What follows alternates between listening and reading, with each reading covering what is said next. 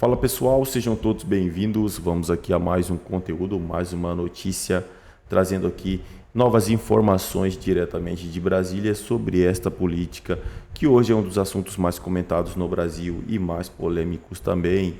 Pessoal, vamos aqui com comentários do canal Revista Oeste, já deixando os créditos aqui ao canal do Revista Oeste na plataforma do YouTube. Link do canal oficial vai estar logo na descrição. Pessoal, já peço que se inscrevam, ativem o sininho de notificação e se puder deixar o seu like, vai nos ajudar muito aqui dentro da plataforma. Só lembrando a todos vocês que ativando o sininho de notificação, assim que postarmos conteúdo, chegará diretamente em seu smartphone ou em seu computador. E peço a vocês também, pessoal, que comentem de qual cidade vocês estão nos assistindo, que é para a gente saber de onde está vindo a nossa audiência. Agora, sem mais enrolação, bora para o conteúdo. Depois da fala de hoje, voltou a circular na internet uma entrevista de Lula em 79, em que ele elogiava Hitler. Augusto Nunes, olha ali, ó, ele foi entrevistado pela Playboy e pergunta quem que ele admira. Ele fala, por exemplo, Hitler, mesmo errado, tinha aquilo que eu admiro num homem, o fogo de se propor a fazer alguma coisa e tentar fazer. É o Lula, a cabeça baldia, né? Vai caindo coisa lá, cai lixo, cai alguma coisa aproveitável, ele mistura tudo e dá isso aí. Ele gosta do Hitler, que aliás já foi elogiado também. Não foi eu. Você vê a cabeça, quem o Lula ouve, né? O seu candidato a tudo para perder, atual ministro da Fazenda, o Haddad, ele disse numa conversa, lá num debate, que entre o Stalin e o Hitler, ele tinha mais admiração pelo Stalin porque ele lia livros antes de matar, tal. Disse isso. Ele falou, não, o cara é louco? É louco mesmo. Mas é um louco que tem direção, né? Que é o poder. Agora, olha o critério. Se alguém lê, entendi, pode matar. Nesse caso, o Lula não podia matar ninguém, então, porque se salvaria pela ausência. Aliás, o Lula entraria na turma dos piores, porque isso não lê nem orelha de livro, não sabe nada. Agora, imagine, a falta de conhecimentos absurdamente inexplicável, né, num presidente da República, se mistura com ideias de 2 séculos atrás, 3. Você junta uma coisa dessa, como é que pode funcionar? Ele não sabe o que é faixa de gás. Se você falar que é uma maneira, é um novo tipo de faixa que se usa para medicar alguém, tentar por uma contusão num jogo de futebol, então ele acredita. Se você falar do rio ao mar, ele vai achar que tem um afluente lá, que é motivo de discussão, porque a estupidez do Lula é monumental. Ele não sabe o que diz. Eu vivo dizendo aqui que ele falava, Panamá para ele é o país em que a gente parava quando ia para Cuba. A cabeça dele é tão baldia que lá ele lembrou de mandar dinheiro, mandar alimentos para Cuba. Ele encontrou tempo nessa viagem para mandar alimentos para Cuba. Olha a cabeça dele como funciona. Mas certas coisas até uma besta quadrada entende, né? O fiasco que foi essa viagem, na movimentação paralela, também precisa ser lembrado. Ele foi ignorado por todos os chefes de Estado com alguma importância por uma reunião menor como essa. Todos o evitaram, com aquelas desculpas que a gente chama de amarelas no interior, né? Tremenda desculpa. Olha, minha mãe me chamou, eu precisei voltar para casa, trazer um pouco, porque era assim, o presidente de um país dizendo, não, o voo atrasou. Aí, quando eu desci, me explicaram que eu tinha um problema interno, etc. Todos estavam lá para tratar de questões internacionais. O Lula não pôde discursar na reunião, que é tratar de algum órgão da ONU. Ele era o grande orador. Por falta de quórum, os presidentes não apareceram porque eles estavam discutindo outra coisa. Na África, olha, para você encontrar, numa reunião entre africanos, um motivo para nem receber o Lula, porque que é o que vive emprestando dinheiro a juros de pai para filho para eles, não é brincadeira a tua imagem. Não é brincadeira, você precisa causar medo. Pois só apareceu para conversar com o Lula um presidente aí que estava querendo baixar a dívida. E conseguiu, evidentemente, porque o Lula disse que nós temos essa dívida a pagar com os africanos. Ele foi com essa conversa mole achando que ia agradar. E eu repito também, aproveitando o embalo, né? Eu não tenho dívida nenhuma com a África.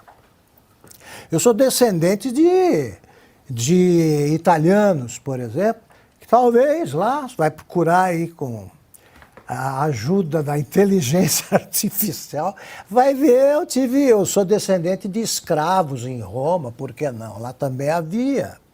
Isso aí, agora ele vem com essa, né? Eu tenho dívida com a África. Eu não sou descendente de nenhum dono de navio negreiro. E ele usa isso para dar dinheiro para os caras, aí fica bem na cena. Nem assim conseguiu o quórum, que tal? Esse é o Lula, candidato a secretário-geral da ONU e ao Nobel da Paz. Pelo menos não retirou ainda a candidatura. Daqui a pouco nós vamos falar sobre os presidentes que cancelaram as agendas com o Lula. Queremos agradecer mais de 118. Referência a uma questão, até porque está se discutindo, Ana Paula já discutiu esse assunto, mas eu só vou pegar por um outro aspecto sobre a necessidade de se discutir a questão palestina. Augusto também fez menção, aliás, coube a um brasileiro fazer exatamente, presidir a sessão da ONU lá atrás, Oswaldo Aranha, que fez exatamente essa do antigo protetorado britânico para, depois da Segunda Guerra, conseguir uma terra a Israel, a todo o povo que tinha sido perseguido durante a Segunda Guerra Mundial. Mas há uma discussão agora sobre os números, porque o Hamas, obviamente, você imagina quem vai contar alguma coisa na faixa de Gaza? Quem tem acesso a dados realmente verificáveis? Ninguém. Mas fala-se sobre 30 mil pessoas vítimas dessa guerra na faixa de Gaza. De Israel é pouco mais de 1.500, alguma coisa assim, entre soldados e aqueles 1.200 mortos pelos terroristas do Hamas que invadiram o solo soberano de Israel num crime contra a humanidade. Ali é uma declaração de guerra contra a humanidade, não só contra Israel. Mas não é uma questão se são 30 mil ou 35 mil. A questão primeiro é preciso verificar, e o Hamas não é fonte fidedigna. Mas há uma discussão agora, até entre aqueles que querem tentar reduzir a importância e a tragédia da declaração de Lula, é que a questão é do crime de guerra contra quem? Vamos lá. Israel está defendendo e buscando os terroristas do Hamas. Silva fez menção há pouco, é importante a gente retomar esse ponto. Por debaixo de um hospital em Gaza, havia um quartel-general do terrorismo do Hamas. Por que alguém faria um quartel-general debaixo de um hospital? Há um quartel de qualquer uma das forças de defesa de Israel debaixo de um hospital, por exemplo, em Jerusalém? Não, não há. Em Tel Aviv? Não, não há. Em qualquer lugar do solo israelense? Não, não há. Você deixa muito claro. A guerra é um confronto honesto. Ela precisa ser honesta. A guerra honesta é garantida no direito internacional. Ou seja, guerra de países, de infantaria. Depois da Segunda Guerra Mundial, é crime contra a humanidade matar civis. Aí você tem essas casualidades, como se chama, na guerra. Mas se o Hamas utilizou civis palestinos como escudo, colocou-os na frente dos seus terroristas para se proteger, quem está cometendo crime de guerra?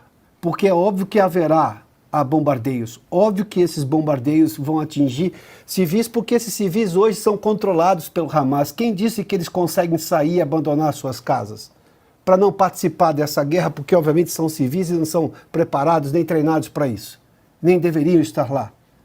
O Hamas se propôs a colocar o seu exército de terroristas para enfrentar apenas o exército de Israel? Isso é guerra justa. Essa é a guerra que é prevista, inclusive, e compreensível dentro do direito internacional.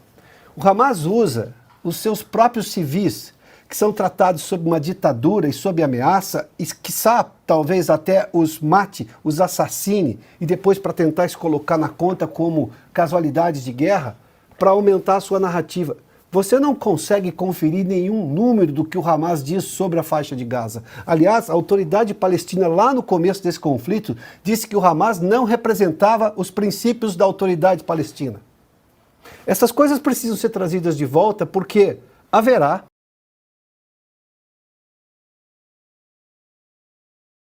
para tentar diminuir essa declaração trágica do ponto de vista diplomático e humanitário do presidente Lula.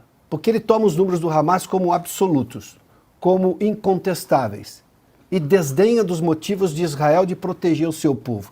Aliás, como fiz menção inicialmente, nunca se viu o presidente Lula fazer um discurso de mesma forma enfática de solidariedade, por exemplo, às famílias de todos aqueles mais de 1.200 mortos civis por terroristas do Hamas que invadiram de novo, eu vou insistir nisso, o solo soberano de Israel.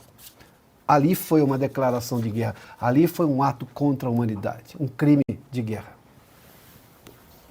120 mil telas, 65 mil likes. É isso aí, pessoal. É que o Lula, pessoal, achou que ele poderia sair aqui do Brasil e ir fazer bagunça na casa, no país da Europa, lá em Israel. Ele achou que lá os países de fora iriam passar a mão na cabeça dele. Se ele fosse lá, falasse qualquer coisinha, eles iriam aceitar, como acontece aqui no Brasil, mas foi totalmente ao contrário. Todo mundo repudiou o que ele falou, né?